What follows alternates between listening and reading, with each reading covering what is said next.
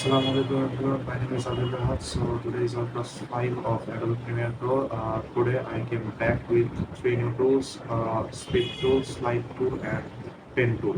So let's start our video. Basically, we don't use Slip or Slide tool that much, but I think you guys should know what it works for. Okay, so here I have these stock videos. So first let's talk about the slip tool. By using the slip tool, you can move your clip internally without affecting the duration. You can see on the screen that if I want to move my clip internally, I can see the start time and end time in my program window. Make sure that your video has enough data for moving. And in the top of my program window you can see two thumbnails. Basically those are my first and last videos thumbnails. Okay, so let's talk what slip tool really works for.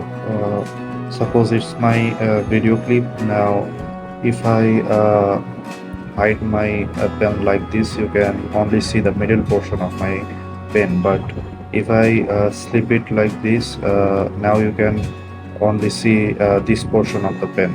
So that's how the slip tool works. Okay, now let's talk about the slide tool.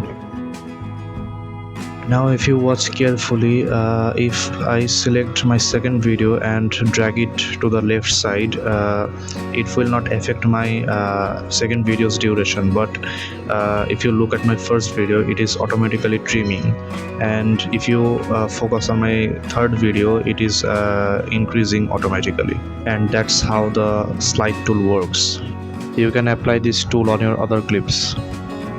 The first condition to use these tools is your clips have enough data. And at last, let's talk about the pen tool. By using the pen tool, you can draw any shape on your video, just like Photoshop and Illustrator. After you finish your drawing, you can go to the effect controls and click on shape, and here you can change the fill. You can add stock and shadow to your vector. You can add animation to your shapes, but I will show you that in future.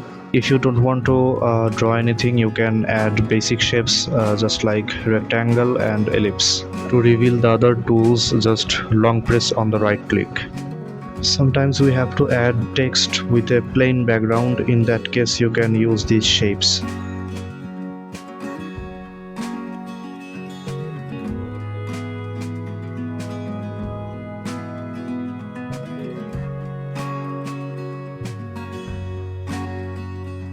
I will see you guys in the next class. Till then, goodbye.